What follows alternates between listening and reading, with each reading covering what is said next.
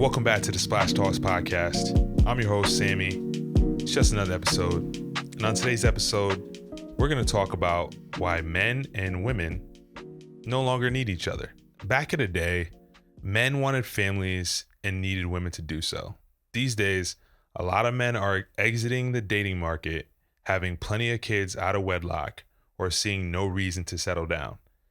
And these days, most men are getting their needs met through social media and porn. And on the other hand, women used to need a man to provide for them.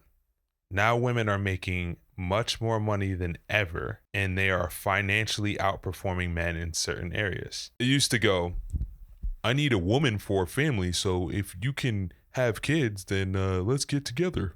And then for a woman, it was like, oh, you can provide? I need someone to provide so I can eat. And then I'm going to have kids for you, and then we'll all survive together. So if you can just provide me that, we're good. Let's call it even and let's get together. With technology and just the way that society has changed over the last few decades, we don't need each other anymore. We don't need, we just want. There's no need anymore.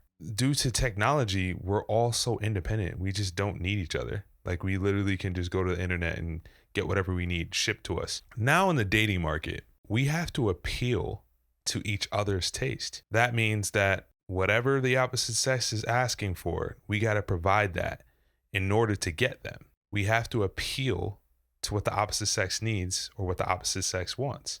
And with this new dating market that we're living in, it's led to the rise of the ick. People are more picky than ever in history, because they can be more picky than they ever have in history. 400 years ago, you couldn't be picky. You needed to get a family, you had to get a woman. You had to get a certain amount of resources in order to be able to secure one. Now, you don't have to do any of that. Now we have an abundance of people posting ick talks on TikTok, where they're like, these are my biggest icks. These are the things that turn me off to people.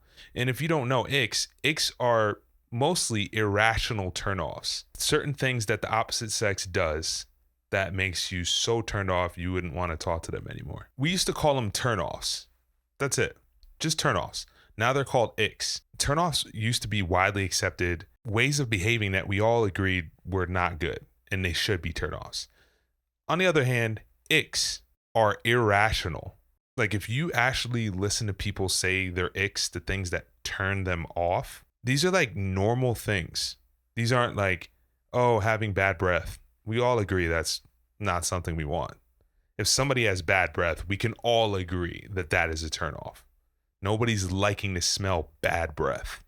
That's obvious. When it comes to icks, what are people actually saying that they are being turned off by when it comes to dating? Here's some icks. They'll be like, when he tastes ice cream with those baby tester spoons and can't figure out where to put it after.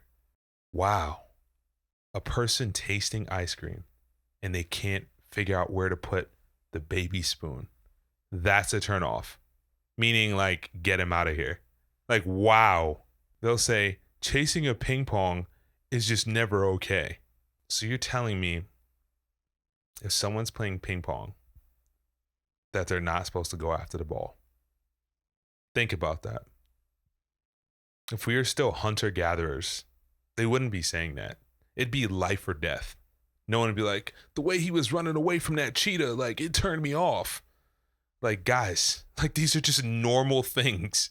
Like, we have it so good, something that small can turn us off and be like, this person's not it. Another ick is walking back after you're turning bowling. Guys, what are you supposed to do? Teleport back to your seat? That's an ick? We have it good, guys. We have it so good. We literally have it so good that we can complain about the way someone walks back from bowling. When he asks a retail worker for help and they don't hear him, that's not even in a person's control. So we're at the point where we have an abundance of options. So the smallest thing that we don't like can disqualify a potential partner and a potential mate. And we wonder why the dating market is so horrible. People don't appreciate people. That sounds crazy, but they don't appreciate people. That means everyone's just an option. They're not actual people. People don't care to know people enough to get to know them. None of us are perfect. That's an obvious statement. You realize if you continue to look at these small things that are meaningless as ways to disqualify people, you're just going to keep perpetuating this whole single cycle where people don't get together and mate.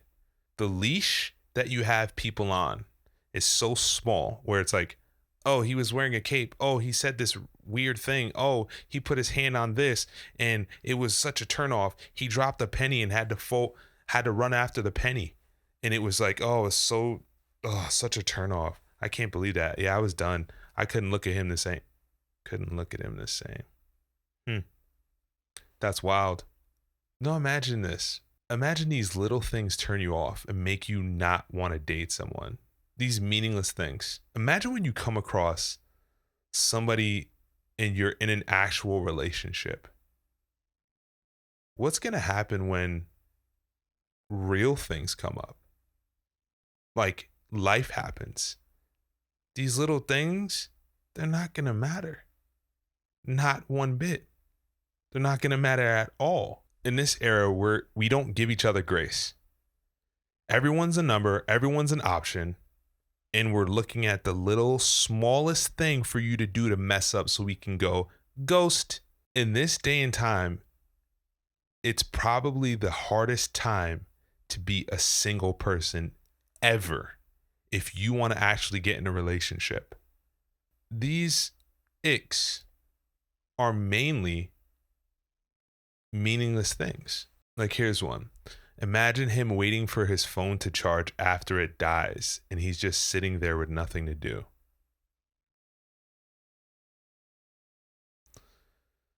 Wow. I'm not trying to put this on one gender or the other, but most of the time it's coming from women who have icks. Guys have icks too, for sure. But a lot of the videos you see on TikTok where someone's describing an ick is mostly girls. And I think it's because women have way more options than men, especially right now, especially due to technology and people DMing people. Women have a lot more options, so they get to be pickier, which, hey, if you have lots of options, that probably would make you pickier, especially if you're not seeing something you really, really want. But the problem is you're overlooking a lot of people for minuscule things that are actually meaningless. It's not, oh, he was mean to a waiter. Like, yeah, we all agree. We all say, oh, people who are mean to wait staff, we don't like. Yeah, that's not a great quality. That should be a turnoff. Like real big character flaws. Not how you look after your phone dies or when you walk back from your turn in bowling. These aren't the things that you cancel people out with. And you think about how easily we're canceling each other out. It just goes to show. In the past, people looked at people as people and very important. And when they were in person with someone, they would make the best of it because they were living in real life. That means that if a guy saw a girl out in the 90s and he was like, oh my gosh, that woman is absolutely amazing. I got to see what she's about. Hey, I just saw you. I don't think I'll ever see you again, but I'd love to talk to you. And here's my number. Can I call you sometime? Such and such. And he would take a shot and they would probably take a chance depending on how the interaction went because they valued human interaction. They valued real life relationships versus now we do a lot of our meeting not in real life. And even when we are in real life and we meet a real person, we're canceling them out for running with a backpack on. And now it's making people very self-conscious about who they are. It's making us all self-aware in a very insecure way where we're all trying to not be a meme. None of us are are being our real selves because we're afraid to be an ick. So we're all just trying to live these robotic lives because it's so easy for someone to get the ick that you feel like the room for error is microscopic. So what do we have these days? We have a dating market where you say the wrong thing, you walk the wrong way, and you're done. You're ghosted. There's literally no grace. So a bunch of connections that could have been made aren't made. We have more options than ever, but we're choosing less than ever. We are literally a glutton for how many options we have when it comes to dating. We don't even appreciate it. We just go, I could probably get better. The person behind them is hotter. The person behind them doesn't do this little weird thing. The person behind them doesn't walk like this. This person has an eye that's smaller than the other. We are treating it like we're shopping. And these aren't actual real people. You never know what you'll come across. Rather than canceling someone out for something really stupid, if the dating pool was a lot smaller and we didn't have dating apps, we wouldn't be as picky. But because we have an infinite amount of human beings, we treat it like that. We're very careless these days. If you think about what we're canceling people for with these icks, think about couples that have been around for years and years and years. Those little things that cause you to have an ick are the things that make these couples that have been around for a long time love their person. Like, well, I mean, we've been together for 70 years, but he always talks about carrots. He's obsessed with carrots. He loves talking about carrots. I don't know why he loves talking about carrots, but he loves talking about carrots. That's why I like him. That's why I love him. Or she talks a lot. She has a lot to say. She's always talking. But I'm not going to lie. That's why I like her. I'm more of a quiet person. I love the fact that she talks. She fills up the space, and I love it. She says a lot of interesting things. She won't stop talking.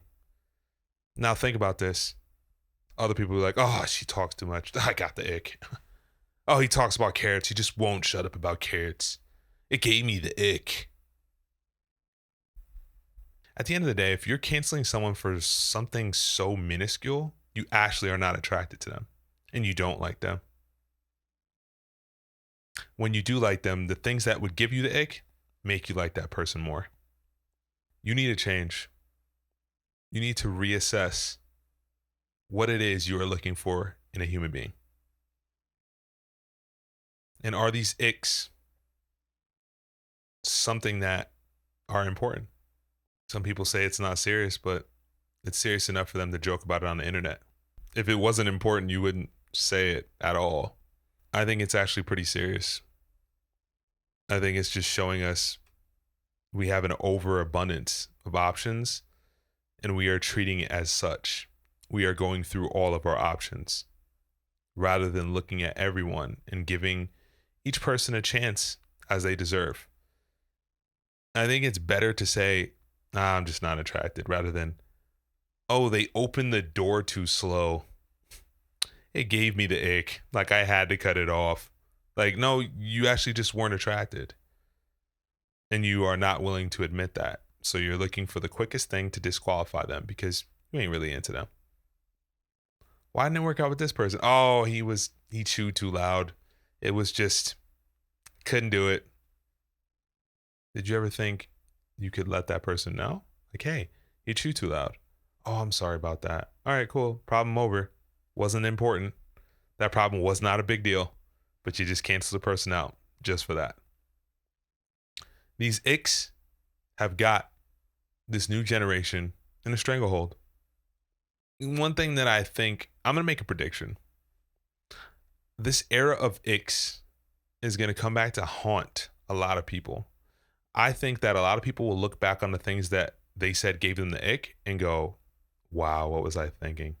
That was such a stupid thing to disqualify someone for. It's wild. It's even wild that I even joked on the internet about it. That's crazy. And I think we'll have a lot of stories like that in probably 10, 12 years where people are like, oh man, when I was 18, 19, 20, I used to say, oh, this gave me the ick. Oh, this gave me the ick. Like, I don't care anymore. I just want connection. I just want someone to be real with me. I just want someone to love me and treat me how I should be treated. I don't care if they waddle when they walk. Cool. That person has a heart of gold. And that's what it's about. It's not about these superficial icks. It's about real human connection. And when you mature, you'll understand that these icks have nothing to do. That these irrational turnoffs have nothing to do with what you will eventually be looking for in a partner. A lot of these icks can be worked on. And if we can just get to a point where we value other people as people rather than options, we'll get pretty far. This whole ick thing, it's not doing anybody any good. That's all I got for this episode. And if you like what you're hearing, you want to hear more, subscribe to the channel, subscribe to Splash Talks. Follow me on Instagram at Splash Talks. Follow me on TikTok at Splash Talks. And I'm going to be coming out with a lot of things that we can do for people in the dating world. I'm here to work on getting us a better experience while looking to find the person that we're going to be with. So be on the lookout. I'll be releasing some stuff pretty soon. And if you need someone to talk to, you got something on your mind, going through a hard time, and you need someone to talk to, someone to listen to you, click the link in my bio and book a session. I'm here for you guys. I care about you guys. And I've started this whole journey with Splash Talks to help people. And that's what I'm here for. So, love you guys. And I'll see you guys on the next episode. Splash.